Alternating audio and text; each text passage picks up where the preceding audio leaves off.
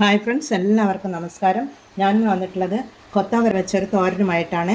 ചീനി അമര എന്നും ഇതിനെ വിളിക്കാറുണ്ട്. നല്ല കൈപ്പരസത്തോട് കൂടിയിട്ടുള്ള ഈ കൊത്തവര എങ്ങനെയാണ് തോരനുണ്ടാക്കുന്നത് എന്ന് നമുക്ക് നോക്കാം. ഈ കൊത്തവര വെച്ചൊരു തോരനുണ്ടാക്കാനാണ് ഇത് ഞാൻ എടുത്തിട്ടുള്ളത്. കുറച്ച് മാത്രമേ ഉള്ളൂ.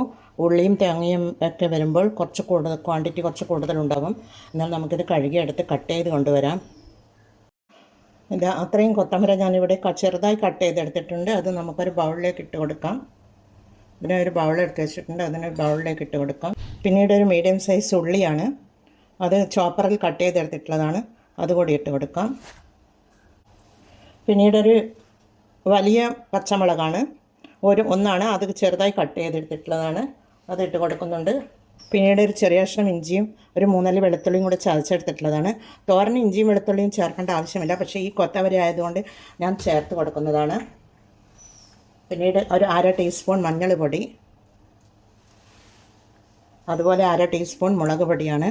പച്ചമുളക് ഇട്ട് കൊടുത്തിട്ടുണ്ട്, എന്നാലും ചെറിയ തോതിൽ ഒരു എരിവ് വേണം. അതുപോലെ 1/2 ടീസ്പൂൺ മല്ലിപ്പൊടിയാണ്.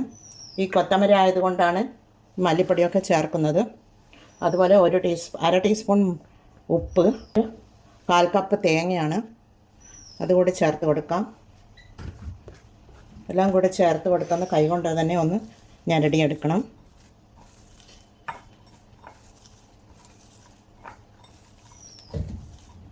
ഈ കൊത്തമര വേവിക്കുമ്പോൾ ഇതിന് കുറച്ച് ശകലം വേവ് കൂടുതലുണ്ട്.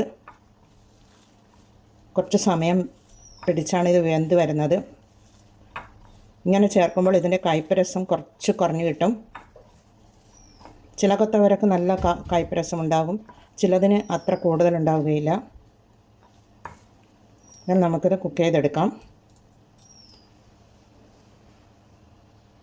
ഇതിനായി സ്റ്റൗ മീതെ ഒരു പാൻ വെച്ച് കൊടുത്തിട്ടുണ്ട്. അതിലേക്ക് 1 ടീസ്പൂൺ വെളിച്ചെണ്ണ ഒഴിച്ച് കൊടുക്കാം. 1 ടീസ്പൂൺ കടുകിട്ട് കൊടുക്കാം. അതുപോലെ 1/2 ടീസ്പൂൺ ജീരകമാണ്, അതുകൂടി ഇട്ട് കൊടുത്താൽ അതൊന്ന് പൊട്ടി വരട്ടെ. ഇതിവിടെ പൊട്ടി വരുന്നുണ്ട്. അതിലേക്ക് ഒരു ഉഴുന്ന് പരിപ്പാണ്, 1/2 ടീസ്പൂൺ ഉണ്ട്, അതുകൂടി ഇട്ട് കൊടുക്കാം. കടുകൊക്കെ പൊട്ടി വന്നിട്ടുണ്ട്. അതിലേക്കൊരു വറ്റൽമുളകാണ്, അതിട്ട് കൊടുക്കുന്നുണ്ട്. ഇനി എടുത്തു വെച്ച കൊത്തവര നമുക്കിട്ട് കൊടുക്കാം.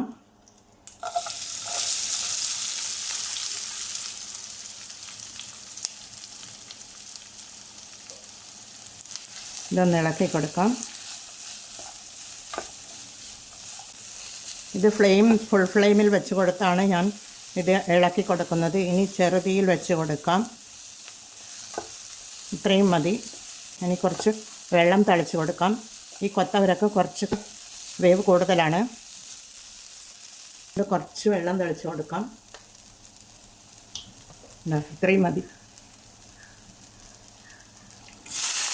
ഇനി ഇത് ചെറുതീയിൽ വെച്ച് കൊടുത്ത് അതിൻ്റെ ആവിയിൽ മൂടിയിട്ട് കൊടുത്ത് അതിൻ്റെ ആവിയിൽ വേണം ഇത് വെന്ത് കിട്ടുവാൻ വേണ്ടി, എന്നാലാണ് ഇതിൻ്റെ ടേസ്റ്റ് ഉണ്ടാവുകയുള്ളൂ.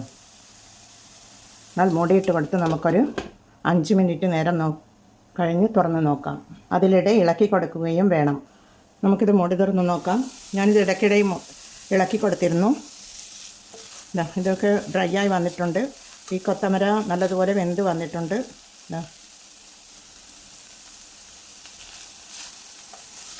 ഈ ആവി വീഴുന്ന വെള്ളത്തിലാണ് ഇത് വെന്ത് വന്നിട്ടുള്ളത്. ഒരു 1/3 കപ്പ് വെള്ളം ഞാൻ തളിച്ച് കൊടുത്തത് മാത്രമേ ഉള്ളൂ. ഉരുളക്കിഴങ്ങോ ക്യാരറ്റോ വെച്ച് ഇതിൻ്റെ കൂടെ ഇട്ട് കൊടുത്ത് ഫ്രൈ ചെയ്തെടുക്കുകയാണെങ്കിൽ നല്ല ടേസ്റ്റായിരിക്കും. പക്ഷേ അതിൻ്റെ ടേസ്റ്റ് വേറെയും. ഇത് തനതായ രുചി കിട്ടണമെങ്കിൽ, ഇതിൻ്റെ കയ്പോട് കൂടിയുള്ള രുചി കിട്ടണമെങ്കിൽ ഇത് തനിച്ച് ഫ്രൈ ചെയ്തെടുക്കണം, തോരൻ ആക്കി കഴിക്കണം, എന്നാലാണ് അതിൻ്റെ ടേസ്റ്റ് ഉണ്ടാവുകയുള്ളൂ. എന്നാൽ ഇവിടെ റെഡി ആയിട്ടുണ്ട്. നമ്മുടെ കൊത്തവര തോരൻ ഇവിടെ റെഡിയാണ്. ഇതിന് ചീനി അമര എന്നും പറയും. നമുക്കിതിലേക്ക് കുറച്ച് കറിവേപ്പില ഇട്ട് കൊടുക്കാം. കറിവേപ്പില ഇട്ട് കൊടുത്ത് ഒന്ന് ഇളക്കി കൊടുക്കാം. നമുക്കിതൊരു സർവിങ് പ്ലേറ്റിലേക്ക് മാറ്റിയെടുക്കാം. തീ ഓഫ് ചെയ്ത് കൊടുക്കാം.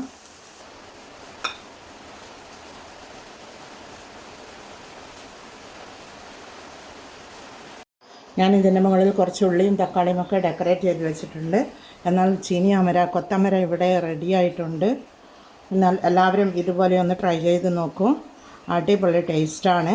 ഈ കൊത്തമരയുടെ കയ്പോട് കൂടിയുള്ള തനതായ രുചിയിൽ കഴിക്കണമെങ്കിൽ ഇതുപോലെ ഉണ്ടാക്കി നോക്കൂ. എന്നാൽ എല്ലാവരും ഇതുപോലെ ട്രൈ ചെയ്ത് നോക്കി ഫീഡ്ബാക്ക് അറിയിക്കണേ. കമൻറ്റും സബ്സ്ക്രൈബും ചെയ്ത് സപ്പോർട്ട് ചെയ്യണേ. അടുത്തൊരു വീഡിയോയുമായി വരുന്നത് വരെ എല്ലാവർക്കും താങ്ക് യു ഫോർ വാച്ചിങ്.